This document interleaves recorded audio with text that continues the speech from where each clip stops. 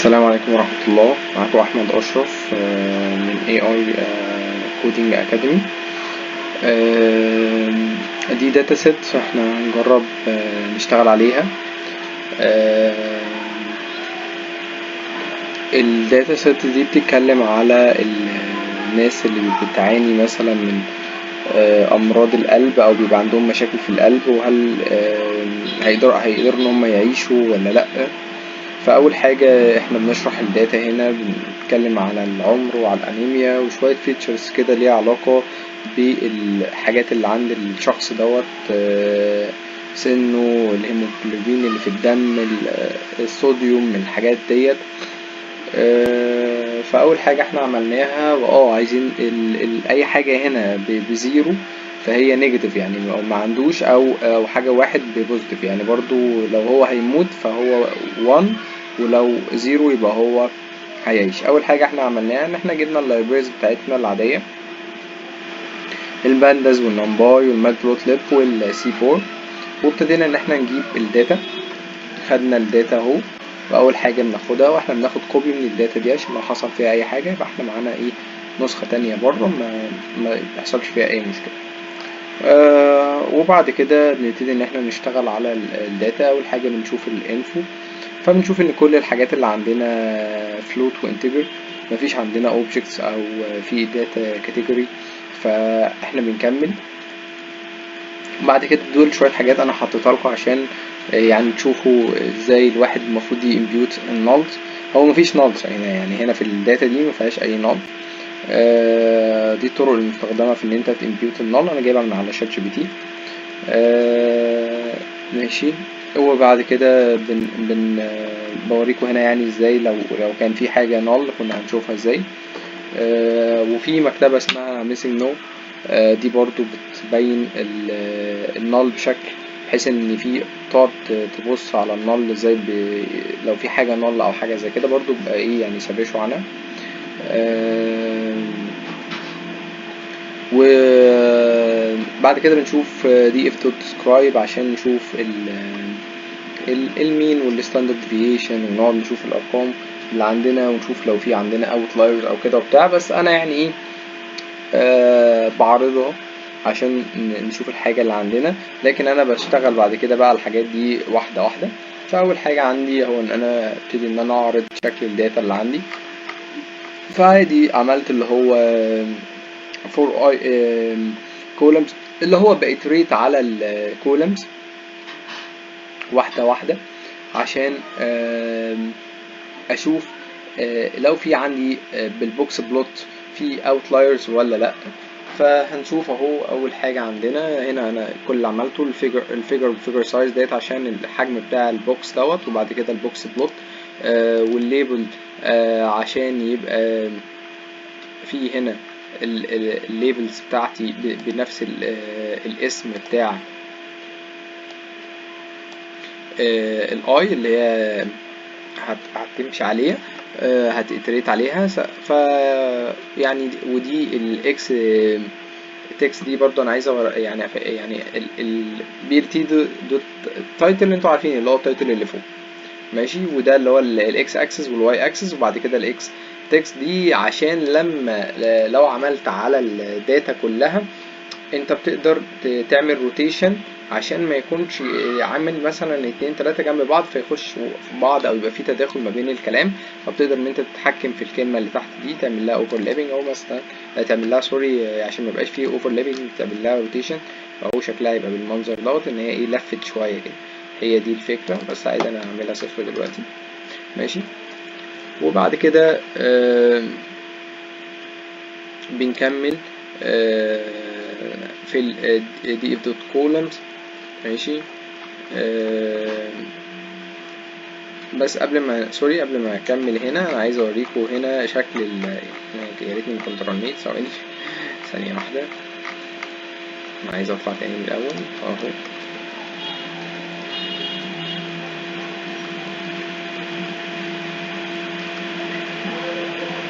ثانيه واحده هرن كله وبعد كده اطلع معاكم.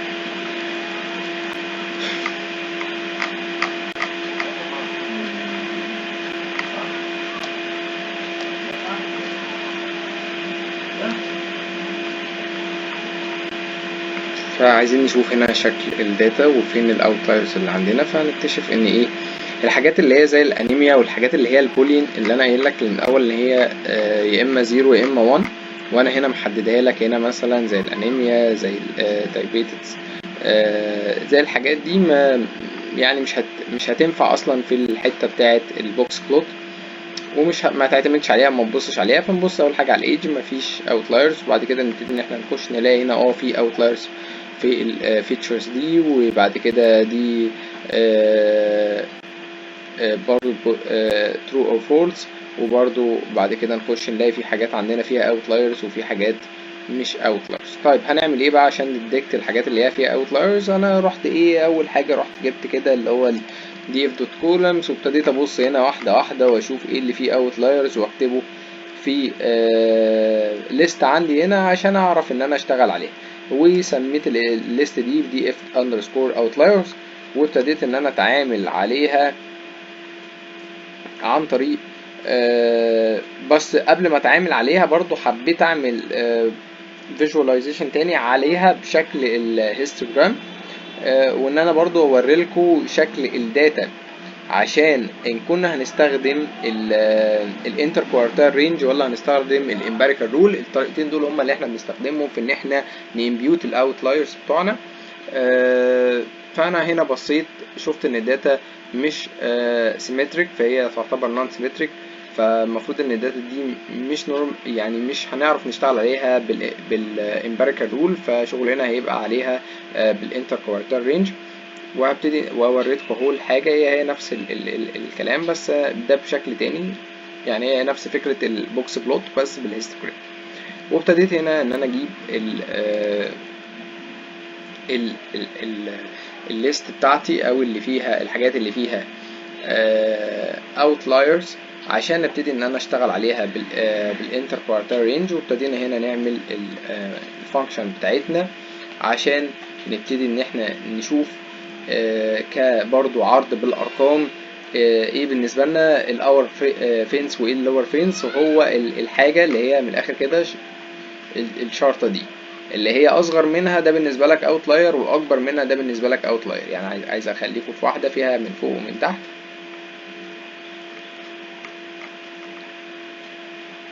مثلا في دي فاللي تحت دي كده اللور فينس، ودي الابر فينس. طيب اللور فينس والابر فينس هو عباره عن الاي كيو ار في 1.5، ماشي.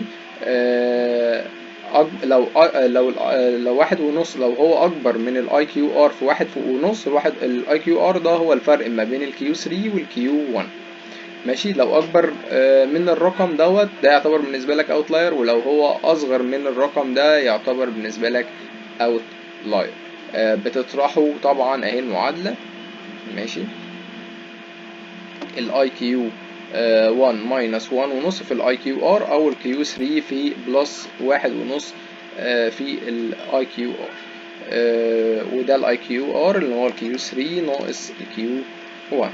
وده هنا بعرض لكم كل الارقام بتاعه كل فيتشرز من اللي فاتوا دول. وابتدينا اهو نخش نعرض الداتا تاني، ووقعنا طبعا الاوتلايرز دي عن طريق ان احنا بنقول ان احنا عايزين الدي اف ما عدا الاوتلايرز دي، ماشي. وابتدينا نبص ان لقينا حجم الداتا لو انتوا تفتكروا هو كان 299 في الاول هنا اهو 299 يوم، فبقى 224 يوم. بعد كده ابتديت ان انا اعرض الحاجه دي تاني بنفس الشكل عشان اوريكم الفرق. دلوقتي بصوا على شكل البوكس بلوت اختلف تماما، والحاجات اللي كان فيها اوتلايرز خلاص ما ظهرتش. دي انا قلت برضو وقفت عندها، طب ليه دي ما اختفتش معايا؟ لو احنا بصينا هنا هنلاقي ان انا جايب الماكس بتاعها وهي 2 و1، ولو طلعنا هنا في الارقام بتاعتنا بتاعت الحتة دي هنلاقي ان هي قابلة لغاية 2 1 و4، فهي اقصى حاجة او اللي يعدي ال 2 1 و4 دي ساعتها اوتلاير، فهي دي تعتبرش اوتلاير معانا، دي عادي، دي من ضمن الداتا. طيب ونكمل بعد كده.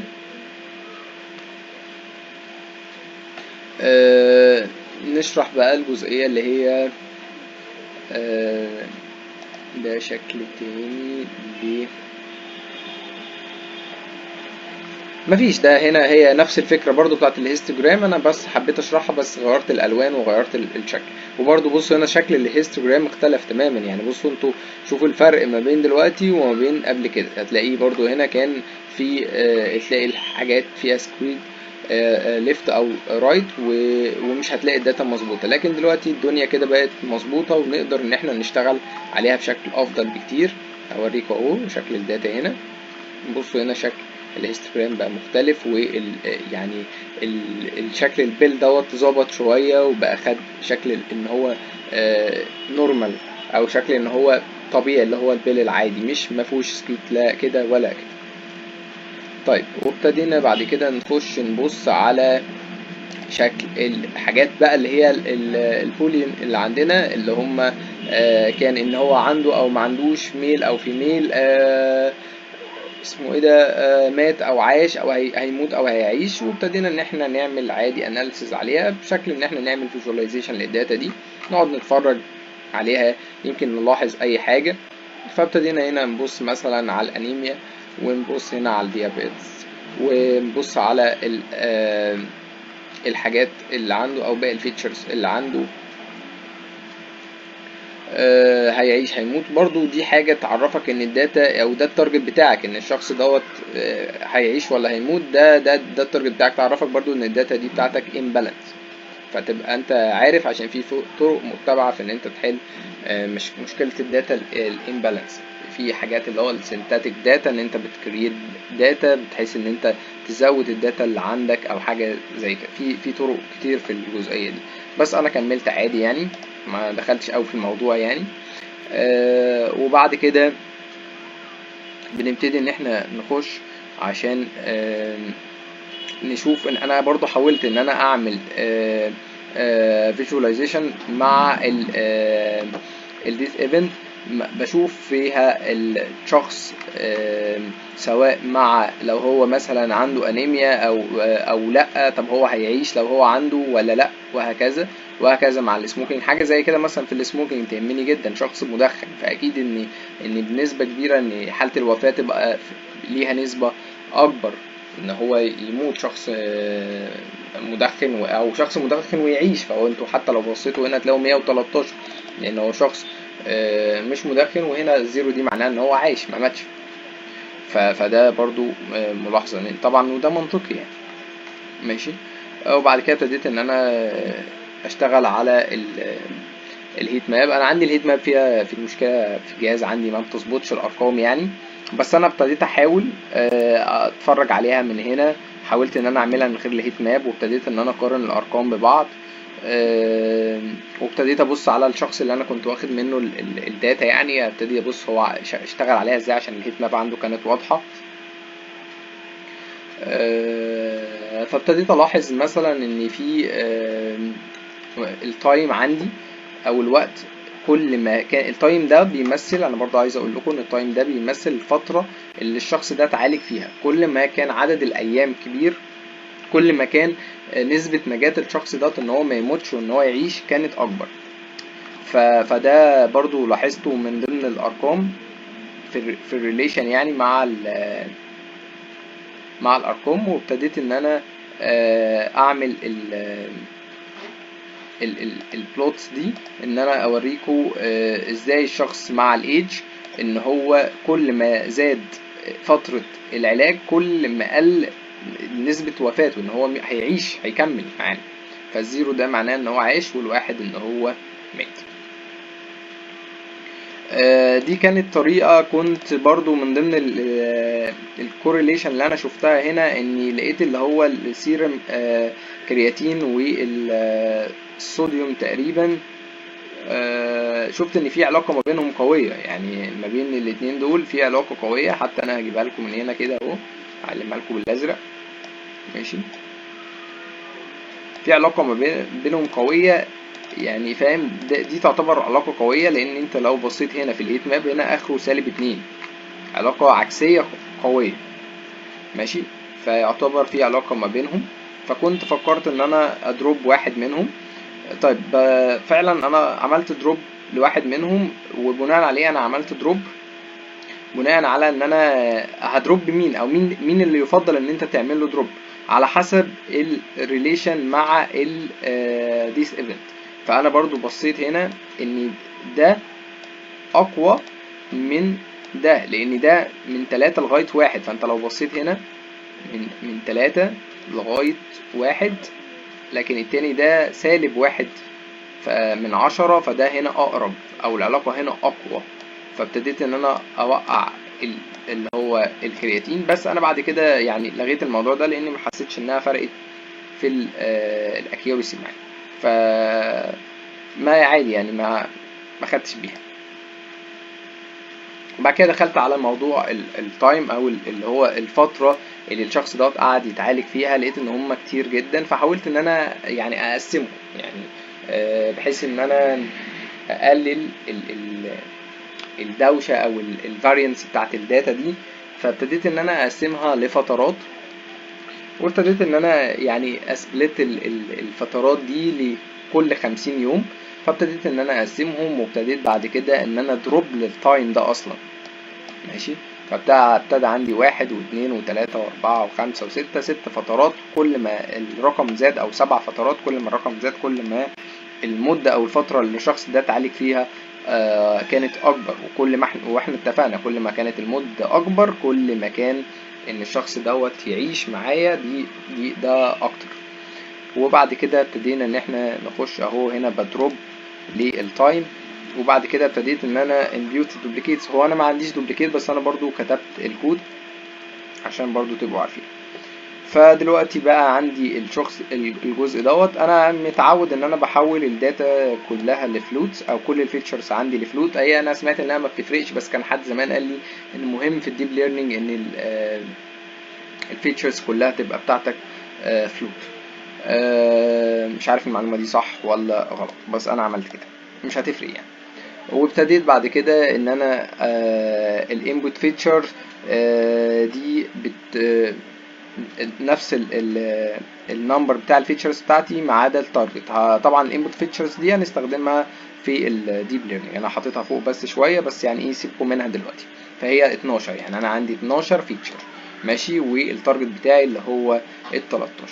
ماشي. اول حاجه ابتديت ان انا سبليت الفيتشرز عن التارجت، وابتديت ان انا بعد كده اعمل سكيلينج للفيتشرز. انا ما بعملش سكيلينج للتارجت، بعمل سكيلينج للفيتشرز. بس انا اتعلمت حاجه برضو عايز افيدكم بيها او اعرفكم عليها، وبرضو اسالوا او دوروا ورايا. ان احيانا بتعمل سكيلينج للفيتشرز للتارجت لو مثلا ريجريشن، والارقام مثلا بالالوفات وكده وبتاع، وارقام كبيره جدا. ففي الحاله دي الموديل بتاعك هياخد وقت كبير عقبال ما يبتدي ان هو يدرب في الارقام دي لغايه ما يوصل للارقام دي. فده بيفضل ان انت تعمل له سكيلينج وبعد كده تعمل له ريشيب. بصوا، هو الحاجه مش يعني مفيش حد يعني الحاجه ثابته او حفظ او حاجه زي كده. انت بتقعد تجرب، وفي كل مره بيبقى ليها طريقه مختلفه. بعد كده استخدمت المين ماكس سكيلر، وانا برضو كتبت لكم هنا الطريقتين التانيين اللي انا عارفهم، اللي هو اللي هي بتتعامل مع اللي هي الريبوست سكيلر بتتعامل مع الاوتلايرز، والستاندرد سكيلر اللي بتتعامل او داتا نورماليزيشن شويه. وبعد كده ترين تيست سبليت، وابتديت ان انا اشتغل على راندوم ستيت ستراتيفاي ايكوال واي. دي بتعمل شافلينج للتارجت بتاعك عشان ما ياخدش مثلا ال 30% كلهم. مثلا نفترض ان انت عندك امبالانس، فانت الداتا عندك امبالانس، فدي مشكله. ليه؟ لان انت ممكن يبقى وانت بتقسم حظك ان ال 30% كلهم مثلا ما يجوش في الترين، او في مثلا اسمه ايه ده، عندك تو كلاسز، المفروض ان في واحد فيهم بنسبه كبيره وواحد تاني بنسبه قليله. فتلاقي ان النسبه اللي هو مثلا الشخص اللي هو مات دوت او توفى نسبته اقل، فتلاقيه ده مثلا محطوط كله ما جاش في الترين، جه مثلا في التست. فده يعني احتمال، بس هو احتمال ضعيف. فاحنا بنستخدم استراتيفاي ايكوال دي وظيفتها. والراندوم ستيت طبعا عشان تثبت لي الاكيورسي بتاعتي مش كل مره تقعد تتغير. وابتديت بعد كده ان انا اعمل الموديلنج. ماشي. انا الفانكشن دي يعني بقيت استخدمها هو ان الفانكشن دي انا ببتدي ان انا اديهم الحاجات اللي هي بتاعه اللي هي الحاجات اللي بتعمل ايفالويشن زي الكلاسيفيكيشن ريبورت والكونفيوجن ماتريكس والاكيورسي سكور، وبحطهم بقسمهم مرتين، مره للترين ومره للتيست، وبديها للموديل، وابتدي ان انا ادخل الموديل بتاعي، ومجرد ما بعمل الموديلنج هو بيعمل لي الترين ماتريكس والتيست ماتريكس، وبيبتدي يعني اللي هو الحاجات اللي هي بتاعت الترينز والتيست، وابتدي ان هو يعني اول حاجه انا جربتها اللوجيستيك ريجريشن، وده اداني اكيورسي في الترين 87 وفي التيست 82%. بعد كده السبورت فيكتور ماشين، وبعد كده اشتغلت عليه، وده اداني في الترين 89 واداني في التيست 79%. وبعد كده الكي نيرست نيبرز، وده برضو استخدمته واداني في الترين 80 وفي التيست 76.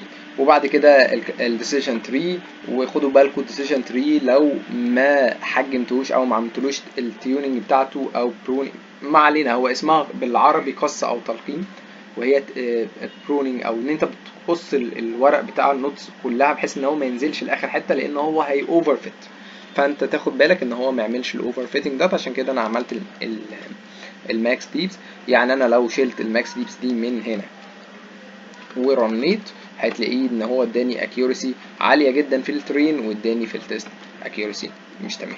فهي دي عشان ما يعملش اوفر فيتنج. اوكي ويت،